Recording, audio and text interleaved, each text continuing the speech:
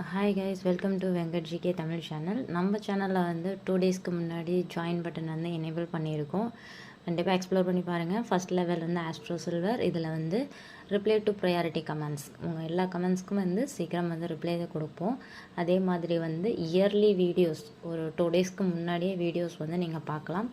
அதோடு நம்ம மெம்பர்ஸ்க்கு வந்து பேட்ஜஸ் தரோம், இமோஜஸ் தரோம்.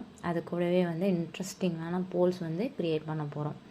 ஸோ இது இல்லாமல் செகண்ட் லெவல் என்ன அப்படின்னு பார்த்தீங்கன்னா ஆஸ்ட்ரோ கோல்டில் வந்து என்னென்னா மெம்பர்ஸ் மட்டும் பார்க்கக்கூடிய யூனிக்கான இன்ட்ரெஸ்டிங்கான வீடியோஸ் வந்து கொடுக்க போகிறோம். ரெண்டாவது நட்சத்திரம் பார்த்தீங்க அப்படின்னா ரோஹிணி நட்சத்திரம். ரோஹிணின்றவங்க யாருன்னா சந்திரனுடைய மிக பிடித்த மனைவி தான் ரோஹிணி. இவங்க யார் அப்படின்னா பிரஜாபதியோட மகள் தான் இவங்க. இவருடைய 27 மகள்களையும் அஸ்வினியிலிருந்து ரேவதி இந்த 27 பேரையும் வந்து சந்திரனுக்கு வந்து திருமணம் செய்து கொடுத்தார். இதில் ரோஹிணி மட்டும் ரொம்ப வந்து சந்திர பகவானுக்கு பிடிக்கும்.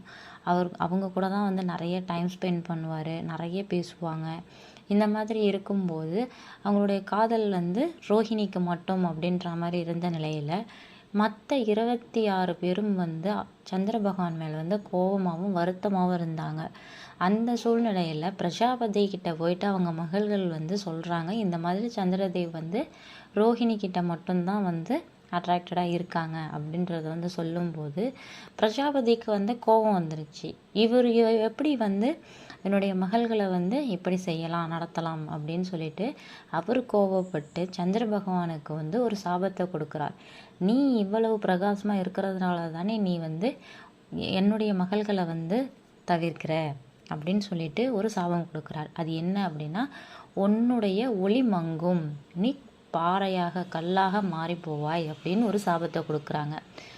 இதை கொடுத்ததுக்கப்புறம் சந்திர பகவான் வந்து கொஞ்சமாக வந்து தன்னுடைய பொலிவு ஒளியை இழந்துக்கிட்டே வராரு, கல்லாக மாறிக்கிட்டே வராரு. இந்த சமயத்தில் வந்து சாப விமோச்சனை கிடைக்கணும், அதுக்கு என்ன பண்ணலான்னு விஷ்ணு கிட்ட முறையிடுறாரு, சிவன் கிட்ட வந்து முறையிடுறாரு. இப்படி வந்து முறையிட்டு அவங்க 2 பேர்த்தையும் வணங்கும் போது சிவனால் இவருக்கு வந்து சாப விமோச்சனம் கிடைக்குது. அது எப்படி அப்படின்னா முழுமையாக கிடைக்கல. சிவன் என்ன சொல்கிறாரு அப்படின்னா, நீ வந்து 28 நாள் கணக்கில் ஒளி மங்கும், அதே மாதிரி ஒளி பெறுவாய் அப்படின்னு வந்து சொன்னாங்க. அதுதான் வந்து நம்ம சொல்கிற தேய்பிறை வளர்பிறை. தேய்பிறையின் போது அமாவாசை அன்று வந்து முழு கல்லா ஒளி இழந்து இருப்பார். வளர்பிறையின் போது அவருடைய முழு ஒளியையும் பெற்று பொலிவோடு முழு பௌர்ணமியாக காட்சியளிப்பார். இதுதான் வந்து வளர்பிறை தேய்பிறைக்கான நம்ம சொல்கிற வளர்பிறை தேய்பிறைக்கான காரணம். ஓகேங்களா? இப்போ இந்த சாப விமோச்சனம் பெற்றதுக்கு அப்புறம்தான் சந்திரதேவ் வந்து பிரஜாபதிக்கு வந்து வாக்களிக்கிறார், நான் எல்லா மகள்களையும் ஒன்றா தான் பார்ப்பேன், என்னுடைய காதல் அன்பு எல்லாமே வந்து சரிசமமாக நான் வந்து கொடுப்பேன் அப்படின்னு வாக்களிக்கிறார். இப்போ இது கூடவே ரோஹிணி நட்சத்திரத்துக்கான இன்னொரு கதையை பார்த்துடலாம் வாங்க. ருக்மணி கிருஷ்ணருடைய முதல் மனைவி அவங்க தான். அவங்களுடைய நட்சத்திரமும் ரோஹிணி நட்சத்திரம் அப்படின்னு சொல்கிறாங்க. இப்போ இவங்களுக்கு வந்து 5 சகோதரர்கள் இருந்தாங்க. இவங்களுடைய சிறப்பு என்ன அப்படின்னா, இவங்க வந்து மகாலட்சுமி அம்சமாக வந்து பிறந்து கிருஷ்ணரை வந்து கல்யாணம் பண்ணிக்கிட்டாங்க. ஓகேங்களா? இதுவும் வந்து ஒரு கதை. இதில் இன்னொரு இது சொல்கிறாங்க, அது வந்து உண்மையா பொய்யா அப்படின்றது தெரியலை.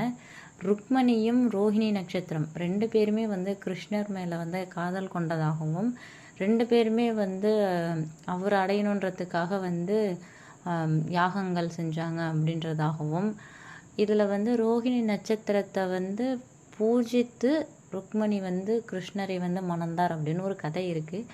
அது வந்து உண்மையாக பொய்யான்னு எனக்கு தெரியாது. பட் நான் கேள்விப்பட்டதை வச்சு நான் சொல்லியிருக்கேன். ஓகேங்களா? பலனை பார்த்துடலாம் வாங்க. ரோஹிணி நட்சத்திரத்தில் நீங்கள் வந்து யாகம் செய்தாலோ இல்லை வந்து கோயிலுக்கு போய் சிவன் சந்திர பகவான் வச்சு வழிபட்டீங்க அப்படின்னா உங்களுக்கு வந்து பசு, விவசாயம், செழிப்பு இது 3மே வந்து அனுகூலமாக கிடைக்கும். விவசாயம் செழிப்புன்றது வந்து என்ன அப்படின்னா நீங்கள் முப்போகம் விளையும் அப்படின்னு கூட நீங்கள் வச்சுக்கலாம். இதில் வந்து ரோஹிணியில் பிறந்தவங்க வந்து மோஸ்ட்லி ரொம்ப அழகான தோற்றத்தோட நல்ல கலை உணர்வு இருக்கும். எல்லா விதமான கலைகளாக இருக்கட்டும் எல்லாத்துலேயுமே வந்து உணர்வு மிக்கவர்களாக இருப்பாங்க. அதே சமயம் அரசியலில் இருந்தாங்க அப்படின்னா ஒரு குட் லீடராக இருப்பாங்க. இந்த ரோஹிணி நட்சத்திரத்தில் வந்து நீங்கள் விஷ்ணுவை வந்து வழிபடலாம். அதே மாதிரி சந்திரனையும் சேர்ந்து வணங்குனீங்க அப்படின்னா உங்களுக்கு வந்து பெரிய பலன். 4வது நட்சத்திரம் பார்த்தீங்க அப்படின்னா கிருத்திகை நட்சத்திரம். இது முருகருடைய நட்சத்திரம். இந்த நட்சத்திரத்துக்கும் புராண கதைக்கும் என்ன சம்மந்தம் அப்படின்னு பார்த்தீங்கன்னா முருகர் பிறந்த கதையே இதற்கு வந்து சமர்ப்பணம். இப்போ வந்து என்னன்றதை பார்த்துடலாம் வாங்க. தாராசுரன் அப்படின்ற ஒரு அசுரர் வந்து அந்த முருகர் பிறக்கிறதுக்கு முன்னாடி வந்து இருந்தாங்க. அவங்க பிரம்மனை நோக்கி தவம் இருந்து தான் வந்து சின்ன பையன், அதாவது சிவனுடைய மகனால் மட்டும்தான் அழிக்கப்படணும், வேறு யாராலையும் என்னை வந்து அழிக்கக்கூடாது அப்படின்ற ஒரு வரத்தை வந்து பிரம்மன்கிட்டேருந்து வாங்குறாங்க. இப்போ பிரம்மன் வந்து இந்த வரத்தை வந்து கொடுத்துட்டாங்க. ஆனால் வந்து நாட்கள் போக போக அந்த அசுரனுடைய எல்லா சேட்டைகளும் வந்து பார்க்கும்போது பிரம்மன், தேவகணங்கள், தேவர்கள் எல்லாமே வந்து சிவன்கிட்ட வந்து முறையிடுறாங்க. இந்த மாதிரி வந்து அவருடைய வந்து செயல்கள் வந்து நல்லா இல்லை, நிறைய மனிதர்களையும் தேவர்களையும் எல்லாத்தையுமே அழிக்கிறாங்க அப்படின்னு வந்து புகார் சொல்லும்போது இந்த நிலைமையில் வந்து அசுரருடைய ஆட்டம் நிறைய இருந்துச்சு. அவங்க வந்து எல்லாத்தையுமே துன்புறுத்தினாங்கன்னும் போது ஒரு கட்டத்தில் சிவனும் வந்து ஒத்துக்கிட்டார். அப்போ கல்யாணம் பண்ணவங்க தான் பார்வதி தேவி.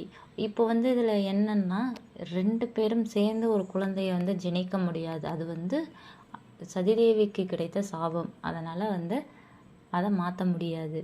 அப்படி இருக்கும்போது சிவனுடைய மகனாக முருகர் வந்து ஒரு தீப்பிழம்பாக கீழே விழும்போது 6 குழந்தைகளாக பிரிஞ்சு கிருத்திகை பெண்களால் வளர்க்கப்படுறாரு. இவர் வளர்ந்து தான் தாராசுரனை வந்து வதம் செய்து தேவகணங்கள், மனிதர்கள், எல்லா உயிரினங்களுக்கும் வந்து நல்வாழ்க்கை கொடுத்தார். இதுதான் வந்து கிருத்திகை நட்சத்திரம். இப்போ இந்த கிருத்திகை நட்சத்திரத்துடைய பலன்களை பார்த்துடலாம் வாங்க. இவங்களுக்கு வந்து ஆன்மீகத்தில் வந்து ரொம்ப நாட்டம் இருக்கும். அதே மாதிரி வந்து உடல் சூடாக தான் இருக்கும், கோவம் அடிக்கடி வரும். இவங்களுக்கு வந்து இலக்கியம், பேச்சுத்திறன் இதிலெல்லாம் வந்து ரொம்ப ஆர்வம் இருக்கும். இந்த வீடியோ பிடிச்சிருந்தா வீடியோ உங்களுக்கு பிடிச்சிருக்குன்னு நம்புகிறேன். இந்த வீடியோ பிடிச்சிருந்தா லைக் பண்ணுங்கள், ஷேர் பண்ணுங்கள், கமெண்ட் பண்ணுங்கள். ஏதாவது சஜஷன்ஸ் இருந்துச்சுன்னா கண்டிப்பாக வந்து கமெண்ட் பண்ணுங்கள். மெம்பர்ஷிப் ஜாயின் பட்டன் வந்து எனேபிள் பண்ணியிருக்கோம், அதையும் வந்து எக்ஸ்ப்ளோர் பண்ணுங்கள்.